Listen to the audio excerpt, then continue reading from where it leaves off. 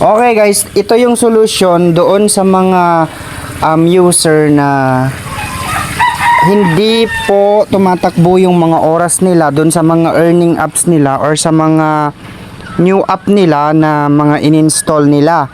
'Di ba may mga na-encounter kayo na like kay Desdes application na hindi po tumatakbo yung oras ko, paano po gawin? Ganon. So ang ganito lang yung gawin nyo guys. Pag nag-install kayo ng application, make sure na naka-on ang mga ito. Okay? Or naka-allow. Punta kayo sa application, huwag nyo siyang pipindutin or bubuksan. Ang gawin nyo, ilong press nyo yung app. Pag nilong press nyo, lalabas itong app info, share, edit, remove, app lock, and uninstall. So, ang pipindutin nyo dyan is app info.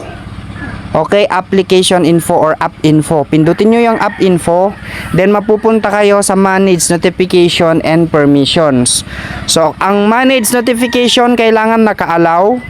Ayan, sa taas naka-blue siya. Kailangan naka-allow po siya. Then, back kayo.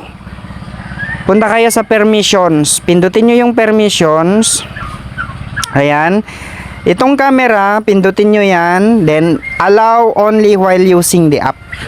So, ipindot nyo yan para mag-blue. Then, back kayo ulit. Ganon din sa microphone. Pindutin nyo yung microphone. I-allow only while using the app ninyo. Ayan. Then, pag naka-blue na siya, punta kayo sa notifications. Kailangan allow notifications. Kailangan naka-blue. Okay? So, yan yung importante. Kailangan naka-allow notifications.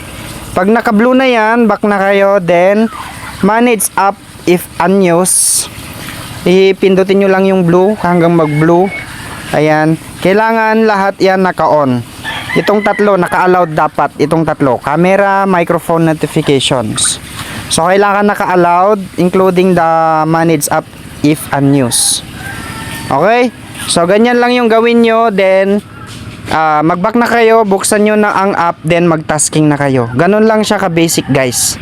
Okay? Para wala kayong problema sa bakit yung yung application ko hindi tumatakbo, yung timer ko hindi tumatakbo. Paki-report, ganito, ganyan. No? Para maiwasan natin yon. Yun yung solutions. Okay, ito na, ginawan ko na siya ng tutorial para hindi na kayo magka-problema kung ano yung mga dapat nyong gawin para tumakbo yung mga timer ng tasking ninyo. Okay, sana naintindihan nyo yung tutorial ko, then gawin nyo. Pag nagawa nyo yun, observe nyo kung tatakbo na yung oras nyo. Ito kasi yung pinaka-importante sa lahat ng application pag bago. Okay, so kailangan naka-allow or naka-permissions. Okay? So, yun lang and thank you for watching. Pasupport na lang po ng ating YouTube channel mga Madam and Sir ha. Yung link po nasa description kung gusto nyo mag-apply